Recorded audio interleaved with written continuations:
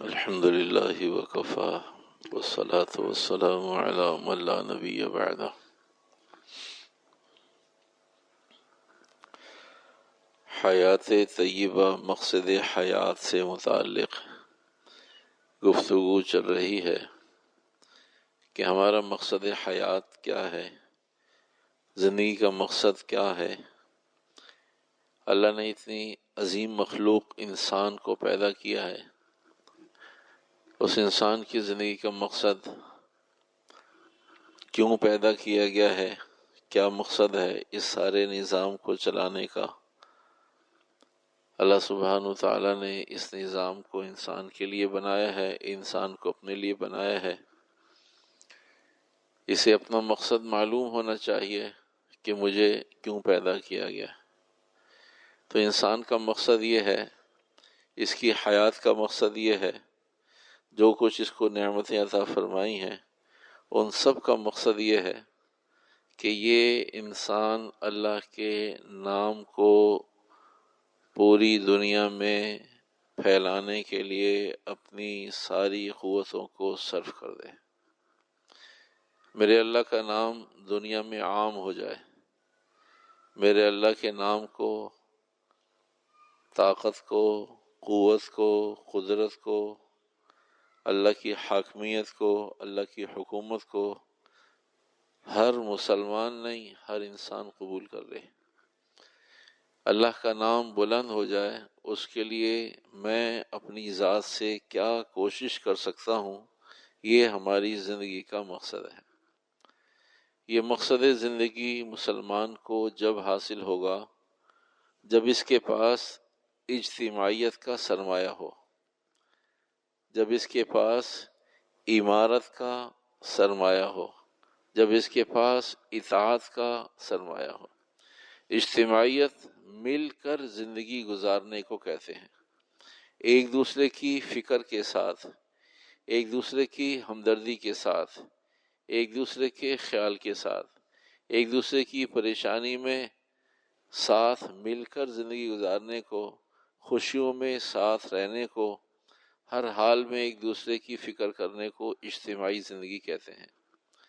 عمارت کہتے ہیں کسی ایک کو امیر بنایا جائے، کسی ایک کو اپنا بڑا بنا لیا جائے۔ جب کسی ایک کو اپنا بڑا بنا لیں گے تو خود ہی ایک جگہ اکٹھے ہو جائیں گے، خود ہی کسی ایک سائے میں، کسی ایک شیلٹر میں، کسی ایک پلیٹ فارم پر، کسی ایک مقام پر، کسی ایک دوراہے پر، کسی ایک جگہ پر خود ہی اکٹھے ہو جائیں گے اگر کسی ایک کے سب تابع ہوں۔ جب کسی ایک کے سب تابع ہوتے ہیں اسے عمارت کہتے ہیں، کسی کو اپنا بڑا بنانا کہتے ہیں، کسی کو اپنا امیر بنانا کہتے ہیں۔ تو دوسرا سرمایہ جب تک ہمارے پاس عمارت کوئی ایک ہمارا بڑا نہیں ہوگا، اس وقت تک ہم مقصد حیات کو نہیں پہنچ سکتے، اس وقت تک ہم ترقی نہیں کر سکتے، اس وقت تک ہم سر اٹھا کر چلنے کے قابل نہیں ہو سکتے، اس وقت تک ہم باعزت قوم اور باعزت امت نہیں کہلا سکتے۔ تیسری چیز ہے، جب ہم کسی کو عمارت دے دیں، کسی کو امیر بنا لیں تو پھر اس کی مان کر اطاعت کے ساتھ چلیں۔ ایک اجتماعیت، ایک عمارت اور ایک اطاعت، یہ تین چیزیں ہیں۔ اگر یہ تین چیزیں نہیں ہوں گی تو پھر ان کے تقابل میں، مخالف میں، ان کے برعکس اجتماعیت کے مقابلے میں انفرادیت ہوگی، عمارت کے مقابلے میں آمریت ہوگی، حکم ہوگا، اطاعت کے مقابلے میں بغاوت ہوگی۔ تو اس وقت پوری قوم جو اصل میں ہے امت، پوری قوم اس وقت انفرادی زندگی گزار رہی ہے، آمریت کی زندگی گزار رہی ہے، بغاوت کی زندگی گزار رہی ہے۔ ہم سب اجتماعیت سے دور انفرادیت کی زندگی گزار رہے ہیں، ہم سب عمارت سے دور آمریت کی زندگی گزار رہے ہیں، ہم سب اطاعت سے دور بغاوت کی زندگی گزار رہے ہیں۔ اگر ہمارے پاس اجتماعیت ہوگی، عمارت ہوگی، اطاعت ہوگی تو ہم بنیں گے امت، اور ابھی ہمارے پاس انفرادیت ہے، آمریت ہے، بغاوت ہے، ابھی ہم ہیں قوم۔ قوموں پر اللہ کی مدد کا کوئی وعدہ نہیں، امت سے ساتھ اللہ کی مدد کا وعدہ ہے۔ تو ہم اجتماعی بنیادوں پر اگر نہیں آئیں گے تو اللہ ہماری مدد نہیں کرے گا۔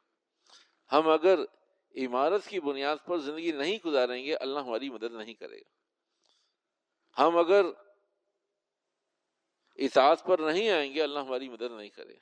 ہماری مدد کیوں نہیں ہو رہی؟ اس لیے نہیں ہو رہی کہ ہم انفرادی زندگی گزار رہے ہیں۔ ہم میں سے ہر آدمی اپنی اپنی جگہ، اپنے اپنے حال میں، اپنی اپنی چال میں، اپنے اپنے قال میں سب پریشان ہے، اس لیے کہ اللہ کا وعدہ ہے کہ میں انفرادیت پر نہیں دوں گا، اور ہم انفرادیت کے خوگر ہو گئے۔ میں آمریت پر نہیں دوں گا، ہم آمریت کے قائل ہو گئے۔ میں بغاوت پر نہیں دوں گا، ہم بغاوت کے ساتھ زندگی گزارنے کے عادی ہو گئے۔ اگر ہم خوبی پر آئیں گے تو ہم بنیں گے امت، اور امت کے ساتھ اللہ کا وعدہ ہے۔ اور جب ہم خوبی پر نہیں آئیں گے، انفرادی زندگی گزاریں گے، تو ہم بنیں گے قوم۔ قوموں کے ساتھ اللہ کی مدد کا وعدہ نہیں ہے۔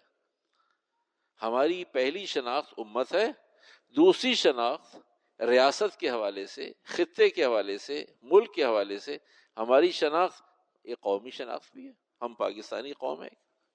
تو پہلی شناخت ہماری امت ہے جو دین کی بنیاد پر ہے، اور دین اصل ہے اور ہمیشہ کے لیے۔ تو ہماری پہلی شناخت، جیسے ہم سب کی پہلی شناخت مسلمان ہے، باقی ہماری قومی شناختیں بھی ہیں، علاقائی شناختیں بھی ہیں، لیکن بنیادی شناخت، اول شناخت، پہلی شناخت جس پر کچھ ملے گا وہ ہے ہماری شناخت مسلمان ہونا۔ ایسے ہی ہماری پہلی شناخت امت ہے، دوسری شناخت کوئی قومیت بھی ہے، علاقائی بھی کچھ چیزیں ہیں، مناسبت ہیں، لیکن وہ دوسرے قدم پر ہیں، پہلے قدم پر نہیں ہے۔ پہلے قدم پر ہماری شناخت امت کی ہے جس پر اللہ کی مدد آتی ہے، اور ہم اس وقت جس شناخت کے ساتھ زندگی گزار رہے ہیں اللہ کی مدد کا وعدہ نہیں ہے۔ تو بھئی یہ مضمون کا وہ حصہ ہے جو ماقبل سے چل رہا ہے۔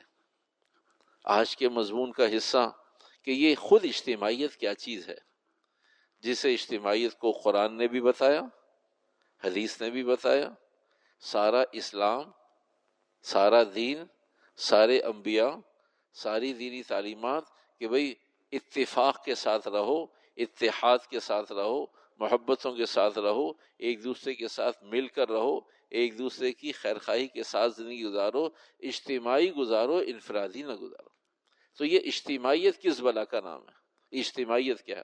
تو بھائی اجتماعیت تین چیزوں کا نام ہے۔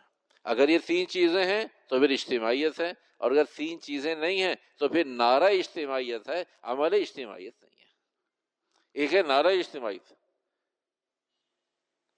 ایک ہے اسلام کا نعرہ اور ایک ہے اسلام پہ چلنا، ایک ہے دین کا نعرہ اور ایک ہے دین پر چلنا، ایک ہے پاکستان کا مطلب کیا نعرہ، اور ایک ہے پاکستان میں اس نظام کو قبول کرنا۔ یہ دونوں علیحدہ علیحدہ چیزیں۔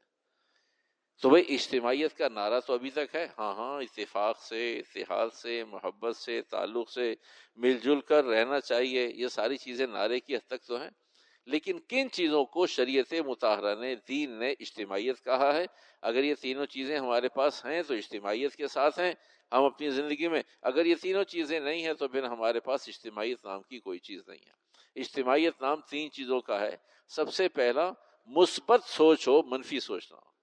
سوچ اچھائی کے ساتھ ہو، خوبی کے ساتھ ہو، مثبت سوچ ہو، منفی سوچ نہ ہو، مثبت سوچ ہو، اچھائی کی ہو۔ مثبت کہتے ہیں اچھے اور برے میں اچھی سوچ رکھنا، نیکی اور بدی میں نیکی کی سوچ رکھنا، دینے اور لینے میں دینے کی نیت رکھنا، برداشت کرنے میں اور گالی دے دینے میں برداشت کرنا، اسے مثبت سوچ کہتے ہیں۔ مثبت سوچ ہو تو ہم اجتماعیت پر ہیں، نمبر ایک۔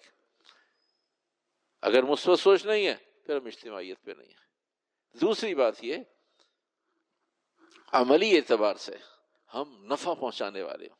اگر ہم ہر چھوٹے بڑے رشتہ دار، غیر رشتہ دار، مسلمان، انسان، یہاں تک کہ جانور، اگر جانور کو بھی ہم نقصان پہنچانے کا جذبہ رکھتے ہیں تو ہم اجتماعی زندگی نہیں گزار رہے۔ جانور تک کے لیے شریعت مطالعہ نے پابند کیا کہ جیسے تمہارے اندر کوئی روح کام کر رہی ہے ایسے ہی اس جانور کے اندر بھی روح کام کر رہی ہے۔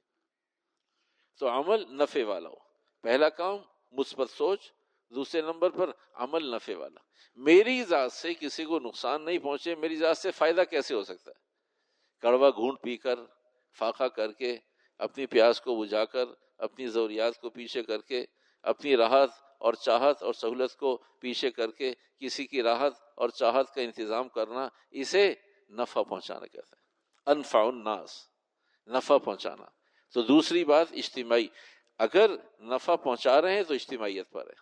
اگر نفع نہیں پہنچا رہے، اگر ہم نافع نہیں ہیں ہماری ذات سے، ہمارے قول سے، ہمارے فعل سے، ہمارے کردار سے، ہماری سوچ سے، ہماری قدم سے، ہمارے قلم سے، ہماری حرکت سے، ہماری تحریر سے، ہماری تحریک سے اگر نقصان پہنچ رہا ہے تو ہم اجتماعی زندگی نہیں گزار رہے. اور ان ساری چیزوں سے انسانوں کو، دائیں بائیں کو، ملنے جلنے والوں کو، دوست احباب کو، نمازیوں کو، رشتہ داروں کو، پڑوسیوں کو راحت پہنچ رہی ہے تو ہم اجتماعیت پر ہیں. ہم اجتماعیت پر. یہ کتنی خطرے کی بات ہے کہ بھئی آدمی اس کی فکر ہی نہ کرے کہ میری ذات سے نفع نہیں کر رہا ہے یا نقصان نہیں کر رہا ہے. پھر تو اس کا مقصد انسان کو اپنی ذات پہ قدرت ہی نہیں ہے، جہاں چاہے نقصان پہنچا دے، جہاں چاہے نفع پہنچا دے. بنیادی طور سے اجتماعیت ہی اصل ہے. اگر کوئی آدمی مثبت سوچ رہا ہے تو گویا کہ اجتماعی ہی سوچ ہے. انفرادی میں مثبت نہیں سوچے گا، انفرادی میں اپنے آپ کو سوچے گا. اگر اجتماعی سوچ ہے، اصل میں اجتماعیت ایک ہی چیز کا نام ہے، اس کی تفصیل ہے. اگر اجتماعیت پر ہے پھر مثبت سوچے گا، منفی نہیں سوچے گا. اگر اجتماعیت پر ہے تو پھر نفع پہنچائے گا، نقصان نہیں پہنچائے گا. اگر اجتماعیت پر ہے تو پھر حق ادا کرے گا، حق مانگے گا نہیں. بس یہ تین چیزیں. اصل اجتماعیت ہی ہے، وہ اجتماعیت ہی ہے کہ مثبت سوچے گا، وہ اجتماعیت ہی ہے کہ عمل نفع والا کرے گا، وہ اجتماعیت ہی ہے کہ حق ادا کرے گا. اگر اجتماعیت ہے تو حق ادا کرے گا، ورنہ حق نہیں ادا کرے گا. ایک واقعہ بتاتا ہوں جس میں ان چاروں چیزوں کو، اجتماعیت کو بھی، عمل کے اچھا ہونے کو بھی، نفع پہنچانے کو بھی، نقصان سے بچانے کو بھی، مثبت سوچنے کو بھی، حق ادا کرنے کو بھی، ساری چیزوں کو ایک واقعے میں جمع کر دیا. ایک واقعہ عرض کرتا ہوں پھر بات ختم کرتے ہیں. وہ بات یہ، غزوہ حنین سے آپ علیہ الصلوۃ والسلام واپس تشریف لا رہے ہیں. ایک گھاٹی میں، گھاٹی کہتے ہیں جس کے دائیں بائیں بھی چھوٹی موٹی پہاڑیاں ہوں، درمیان میں چلنے کا راستہ ہو. بارش میں وہاں سے پانی گزرتا ہے اور جب بارش نہیں ہوتی تو لوگوں کا گزر ہوتا ہے. دائیں بائیں چھوٹے ٹیلے پہاڑیاں ہوتی ہیں، درمیان میں دوراہا ہوتا ہے، راستے ہوتے ہیں ٹیلوں کے درمیان میں. تو آپ علیہ الصلوۃ والسلام نے صحابہ سے کہا بھائی یہاں ذرا قیام کرو، ہمارا پہاڑی راستہ ہے. حنین سے واپس آ رہے تھے تو ایک گھاٹی میں آپ علیہ السلام نے اور صحابہ نے قیام کیا. وہیں نماز کا بھی وقت ہو گیا. حضرت بلال رضی اللہ تعالیٰ عنہ کو حضور علیہ الصلوۃ والسلام نے ارشاد فرمایا بلال اذان دو. اذن یا بلال، بلال اذان دیجیے. حضرت بلال نے اذان دی. حضرت بلال نے اذان ختم کی. اذان ختم کرتے ہی جیسے حضرت بلال نے اذان دی تھی، اللہ اکبر اللہ اکبر اشہد ان لا الہ الا اللہ اشہد ان لا الہ الا اللہ اشہد ان محمد رسول اللہ حی علی الصلاۃ حی علی الفلاح، ویسے ہی اذان دوبارہ آنے لگی. اچھا، اس مسئلے کو سمجھنے کے لیے ایک بات یہ سمجھیے کہ پہاڑی علاقے میں آواز ٹکراتی ہے. جہاں پہاڑ ہوتے ہیں وہاں آوازیں ٹکراتی ہیں. تو بہت دور سے بھی آواز آ رہی ہوتی ہے. اگر کہیں کوئی ہیلی کاپٹر، کوئی جہاز، کوئی ہنگامہ، کوئی پٹاخہ، کوئی کچھ، تو وہ آواز ٹکراتی ہے، پلس ہوتی ہے، وہ جمع ہوتی رہتی ہے. تو پہاڑی علاقہ تھا، دوراہا تھا، چھوٹے چھوٹے ٹیلے تھے. تو حضرت بلال کی اذان ختم کرتے ہی تو صحابہ سارے چونک گئے کہ بھئی بلال کی اذان ختم ہو گئی، یہ آواز کس کی آ رہی ہے؟ اور یہاں تو اور کوئی نہ قیام ہے، نہ رہائش ہے، نہ کوئی مسلمان ہے. ہمیں معلوم ہے کہ بھئی کن کن علاقوں میں مسلمان ہیں، یہ آواز کہاں سے؟ تو صحابہ بھی ذرا تھوڑا سا فکر مند ہو گئے. تو کچھ صحابہ آگے پیچھے ہوئے ٹیلے سے، تو دیکھا اس پہاڑی کے پیچھے کچھ بچے شریر شرارت کر رہے ہیں بچے. انہوں نے حضرت بلال کی آواز سنی، عرب بچے تھے، اللہ اکبر ویسی اذان دینا شروع. تو پتہ چلا کہ بچے شرارت کر رہے ہیں، یہ آواز ان بچوں کی ہے. تو ایک اللہ کے نبی علیہ السلام، وہ بچے شرارت کر رہے ہیں، انہوں نے دوبارہ اذان دینی شروع کر. اچھا کہا ان سب کو بلاؤ، ان بچوں کو بلاؤ. تو آپ علیہ السلام نے صحابی کو بھیجا، بچے بھائی ادھر آؤ ادھر آؤ. تو بچے ڈر گئے وہ بچے دوڑ لگائے، انہوں نے بچے بھاگ گئے۔ ابو محذورہ رضی اللہ تعالیٰ عنہ وہ وہیں کھڑے رہے۔ تو یہ صحابی ان کے پاس پہنچے تو کہا بھی پہلے تو یہ بتاؤ کہ تم بھاگے کیوں نہیں؟ فرمایا بس نہیں بھاگا میں۔ کہا باقی تمہارے ساتھی بھاگ گئے؟ ابو محذورہ کی روایات کے مطابق 13 یا 14 سال کی عمر ہوگی۔ کہا تم نہیں بھاگے؟ کہا بس نہیں بھاگا میں۔ کہا چلو ہمارے نبی تمہیں بلا رہے ہیں۔ تو کہا چلے، کیونکہ ابو معذورہ کا تو اپنا علاقہ تھا نا، آپ علیہ السلام صحابہ تو وہاں سے گزر رہے تھے، مسافر تھے، تو بھائی بچہ اسی علاقے کا تھا، اس نے کہا کوئی بات چلو۔ تو بھائی تم کون ہو؟ کہا جی میں یہیں رہتا ہوں، یہ میرا علاقہ ہے۔ تو کہا تم کیا کر رہے تھے؟ تو بتایا کہ بھائی سب بچے آواز دے رہے تھے، اذان جیسے سنا تھا ویسے ہم بھی شروع ہو گئے۔ کہا تمہیں وہ الفاظ یاد ہیں؟ کہا یاد ہے۔ کہا پڑھو۔ تبو معذورہ نے اللہ اکبر اللہ اکبر اللہ اکبر اللہ اکبر اذان دی۔ کہا آگے پڑھو۔ آگے یاد ہے؟ کہا آگے بھی یاد ہے۔ کہا پڑھو۔ اب ابو معذورہ ابھی تک مسلمان نہیں تھے، لیکن عرب تھے، عرب کی اولاد تھے، نسلاً عرب تھے کہ بھئی اشہد اللہ الہ الا اللہ کا مقصد کیا ہے؟ ہمارے باپ دادا کا دین تو کچھ اور ہے، یہ مجھ سے کہلوا رہے ہیں اشہد اللہ الہ الا اللہ۔ تو آپ علیہ السلام فرمائے بولو، خاموش۔ کہا بولو بھائی، 2-3 دفعہ کہا۔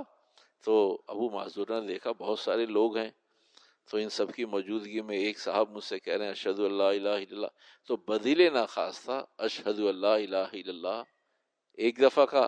آپ علیہ السلام فرمایا بلال نے کتنی دفعہ کہا؟ کہا 2 دفعہ کہا۔ کہا تم بھی 2 دفعہ کہو۔ تو ابو معذور نے دوبارہ بھی، یہاں آ کے پھر رک گئے۔ اشہد اللہ الہ الا اللہ کے بعد کیا ہوتا ہے اذان میں؟ ہاں اشہد ان محمد رسول اللہ۔ کہا بولو۔ ابو معذورہ پھر خاموش۔ ابو معذورہ نے اپنے جسمانی گفتگو سے بات بتا دیا، یہ بات بتائی کہ بھئی یہیں آ کے تو مسئلہ پھنس گیا ہے، اللہ کو تو ہم بھی کسی نہ کسی درجے میں مانتے ہیں، اس لیے کہ 13 سال کا بچہ سمجھدار بچہ ہوتا ہے۔ تو کہا پڑھو۔ تو ابو معذورہ کی سمجھ میں آ گیا یہ تو مجھے اپنے رسالت کا اقرار کروا رہے ہیں، اشہد ان محمد رسول اللہ۔ آپ علیہ السلام نے 2-3 مرتبہ کہا پڑھو پڑھو، باہر انہوں نے پڑھا۔ جب کہا اشہد ان محمد رسول اللہ، حی علی الصلاۃ حی علی الفلاح، اذان ہو گئی۔ فرمایا اللہ کے نبی علیہ الصلوۃ والسلام اللہ اکبر تک کچھ زمین ہموار ہوئی تھی، اشہد اللہ الہ الا اللہ پہ اور زمین ہموار ہو گئی تھی، اشہد ان محمد رسول اللہ پر تو میں آپ کا ہو کر رہ گیا، میں آپ کا ہی ہو گیا۔ اب بتائیے کیا کرنا ہے؟ اس لیے کہ اب تو میں نے اللہ کو بھی بڑا مان لیا، اللہ کو بھی الہ مان لیا، آپ کو بھی رسول اللہ مان لیا، اب رہا کیا پیچھے؟ پیچھے رہا کیا؟ اس لیے کہ سب کچھ تو ہو گیا۔ تو جو بات بتانی مقصود ہے وہ یہ کہ جب آدمی اجتماعیت کی رعایت کرتا ہے اور اس کے اندر کوئی چیز نہ ہو تب بھی اللہ اپنے فضل سے اندر پیدا کر دیتا ہے۔ جو بات بتانی مقصود یہ ہے کہ جب آدمی مسلمانوں کو سامنے رکھ کر کوئی فیصلہ، بھائی طبیعت تو نہیں چاہ رہی، بھائی ہمت تو نہیں ہو رہی، بھائی سمجھ میں تو نہیں آ رہی، لیکن ہے کیا؟ کہا نفع مسلمانوں کا ہے، بھلا مسلمانوں کا ہے، اجتماعیت کا فائدہ ہے۔ یہ اجتماعی ہے، انفرادیت نہیں ہے۔ اگر کوئی آدمی نہ چاہتے ہوئے بدیل ناخواستہ کسی اجتماعی عمل کو اختیار کرے گا، اللہ اپنی قدرت سے ایمان عمل عطا فرما دے گا۔ حضرت ابو معذورہ مسلمان نہ تھے، صرف صحابہ کو دیکھ کر کہا کہ ایک صاحب کہہ رہے ہیں کہو اللہ اکبر، خاموش، تو اللہ اکبر کہہ دیا۔ بار بار کہنے پہ اشہد اللہ الہ الا اللہ کہہ دیا، اشہد ان محمد رسول اللہ کہہ دیا۔ جب اشہد ان محمد رسول اللہ کہہ دیا تو فرمایا اللہ کے نبی علیہ السلام اب فرمائیے کیا چاہتے ہیں آپ؟ تو جب آدمی نہ چاہتے ہوئے اجتماعیت پر آئے گا تو پھر مثبت سوچ خود پیدا ہو جائے گی۔ جب اجتماعیت پر آ جائے گا، مثبت سوچ کے بعد عمل نفع والا عمل، تو آدمی کو اپنی ذات سے نفع نظر آئے گا کہ بھئی اگر میرے کہنے سے کچھ بھلا ہوتا ہے مسلمانوں کو تو ہو جائے بھائی، اگر سب کہہ رہے ہیں مجھ سے اذان دو تو اذان دے دوں۔ عمل نافع۔ عمل مضر یہ تھا کہ آپ علیہ السلام کے کہنے کے بعد بھی ابو معذورہ خاموش رہتے، نہیں کہوں گا، کہو نہیں کہوں گا، کہلوا سکتے ہیں تو کہلوا لے، یہ تھا نقصان۔ نفع تو یہ تھا کہ آپ نے کہا، انہوں نے مان لیا، اشہد ان محمد رسول اللہ، اشہد ان محمد رسول اللہ، حق کو ادا کر دیا۔ مسافر نے کہا کہ بھائی ہم تمہارے علاقے میں ہیں، ہماری بات مانتے کیوں نہیں ہو؟ تو حق کو اپنی ذات سے حق کو ادا کر دیا، اجتماعیت زندہ ہوگی۔